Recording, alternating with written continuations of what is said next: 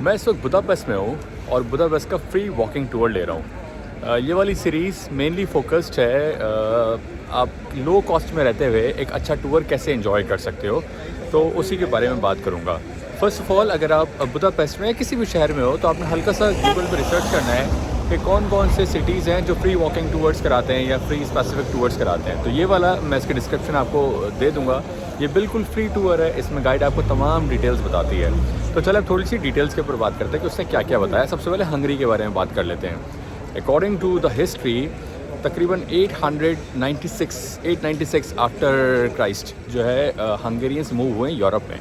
उससे पहले ये लोग मंगोलियन एम्पायर में या मंगोलिया की तरफ रहते थे और मंगोलियन जैसे लगते भी थे। जब ये यहाँ यूरोप में आए तो बड़े फटे फसाद किए इन लोगों ने यूरोपियन नेशन से और बहुत लड़ाई झगड़े हुए और फाइनली इन्होंने अपने लिए एक जगह छोटी सी सिलेक्ट कर ली। 1000 के अंदर जो इनके किंग स्टीवन है, इन्होंने इनको यूनाइट किया कि लड़ने झगड़ने से कुछ नहीं होगा, लेट्स कन्वर्ट टू क्रिश्चियनिटी। तो क्रिश्चियन मज़हब को इन्होंने अडॉप्ट किया और पीसफुली फिर यूरोप में रहना शुरू हो गए। 1400 ईयर तक इनके ग्लोरियस ईयर्स थे, मतलब बहुत सुकून से रह रहे थे, सब कुछ ठीक था, काफ़ी बड़ा एम्पायर था, सब कुछ ठीक चल रहा था। बट इन 1400 ऑटोमन एम्पायर आया और ऑटोमन एम्पायर ने हंगरी को अपना स्टॉप बनाया टू मूव टूवर्ड्स यूरोप। फिर इन्होंने तकरीबन ऑटोमन एम्पायर आया तो अपने रिस्ट्रिक्शंस के साथ आया। I've been working as a tour guide and tour operator here in the last about 10 years. Well, not really during COVID.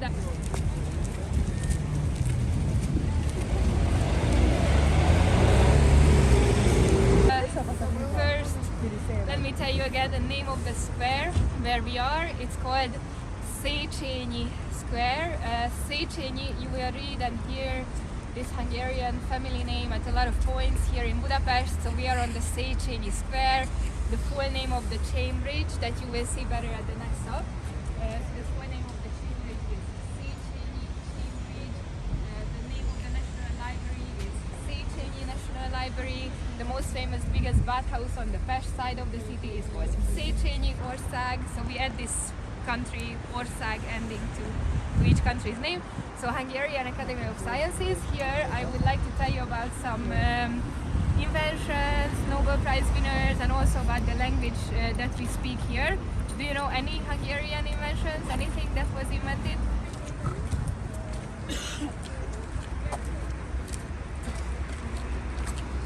ये साइचिन फैमिली है बुदापेस्ट में, जिन्होंने 1850s में यहाँ पे अकेडमीज़ बनाई साइंस एंड टेक्नोलॉजी के ऊपर। ये जो साहब खड़े हैं जो अपनी बैग देके, ये साहब हैं जिन्होंने हंगरी में बहुत काम किया एजुकेशन के ऊपर। और ये जो ब्रिज है, ये ब्रिज भी इन्होंने ही बनवाया था टू कनेक्ट बुदा विद पेस्ट। इस वक्त हम लोग बॉर्डर पर आ गए हैं। ये तो समझ में आ गया है कि बुदा और पेस्ट दो अलग अलग सिटी थे, फिर बीच में एक ब्रिज बन गया और 1850s में तो दोनों सिटी एक हो गए। तो अब ये हो गया बुडापेस्ट पूरा। और इस तरफ दानूब रिवर है मेरे, ये दानूब रिवर है। हम इस वक्त पेस्ट में हैं, उस तरफ बुडा है। बुडा इज़ मोर लाइक हिली और paste is more like ground.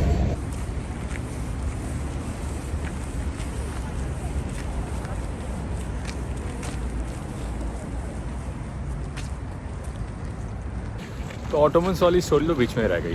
फिर क्या हुआ, 1400s में ऑटोमन्स आए यहाँ पे। ऑटोमन्स ऑब्वियसली रिलीजन इस्लाम लेकर आए। इस्लाम थोड़ा यहाँ पे पसंद नहीं आया इन लोगों को, तो वो पीरियड ये समझते हैं कि इनका थोड़ा बुरा पीरियड था। 1650 में ऑटोमन्स चले गए और ऑटोमन्स के जाने के बाद ऑस्ट्रियन हंगेरियन एम्पायर ने इन लोगों के ऊपर टेक ओवर कर लिया। ये रॉयल पैलेस ऑफ बुडापेस्ट है। अब तो रॉयल्स नहीं रहे यहाँ पे, तो अब इसको कन्वर्ट करके नेशनल लाइब्रेरी और आर्ट एंड क्राफ्ट म्यूज़ियम बना दिया है। और ये जो है, ये है फिशरमैन बेस्टन। तो ये दोनों जो है ये बुदा के एरिया में है। अब एक मज़े की चीज़ बताता हूँ। जैसे इस्लामाबाद और पिंडी में लोग बोलते हैं ना, ओए तू पिंडी का है, ओए तू इस्लामाबाद का है, और इस्लामाबाद वाले पिंडी वालों की मजाक उड़ाते हैं। इसी तरीके से जो बुदा के साइड पे रहते हैं वो पेस्ट वालों को कहते हैं कि सिर्फ एक ही अच्छी चीज़ है पेस्ट में जो लोग रहते हैं उनके लिए, और वो ये है कि वो पेस्ट से बुदा को देख सकते हैं। तो मेरे ख्याल में दुनिया में हर जगह जो अपर लोअर मिडिल क्लास वाला सीन है ना, ये है, ये इंसान की फितरत का मेरे ख्याल में पार्ट है।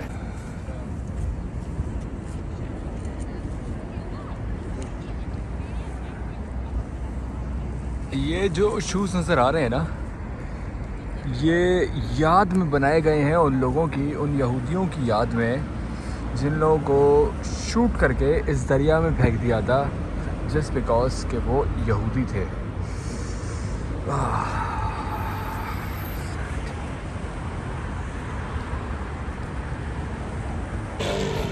1944 में तकरीबन 8 लाख ज्यूज़ की कम्युनिटी थी हंगरी में, जो कि हंगेरियंस थे, लेकिन उनका जो रिलीजन था वो ज्यूज़ थे वो। तो उनमें से 600,000 को जो है वो मार दिया था, 2 लाख बच गए थे। आज पॉपुलेशन तकरीबन 100,000 है ज्यूज़ की हंगरी के अंदर। आज वो पीसफुली रह रहे हैं, लेकिन उस टाइम पे 8 लाख में से 6 लाख को मार दिया था। और ये जो पीछे आप देख रहे हो शूज़, ये उनकी मेमोरी में वहाँ पे रखे हैं कि उनको वहाँ पे खड़ा किया, उनको शूट किया और उनको दनूब रिवर में फेंक दिया। अब मेरा नेक्स्ट स्टॉप है पार्लियामेंट बिल्डिंग, आपको दिखाता हूँ। ये है जी बुदापेस्ट की पार्लियामेंट बिल्डिंग।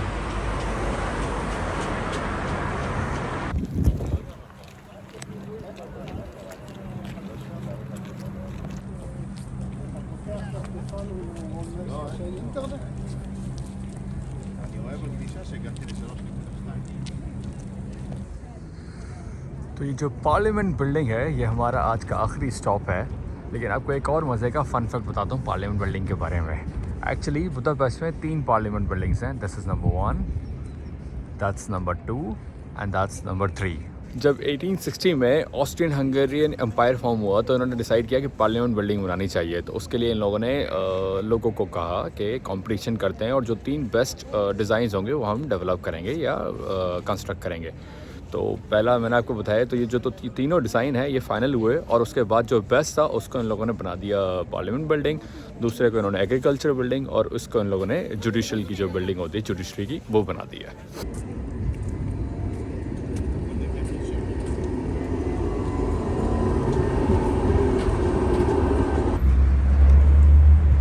रात के टाइम पे रॉयल प्लेस का जो मज़ा है वो कुछ और ही है। It's beautiful.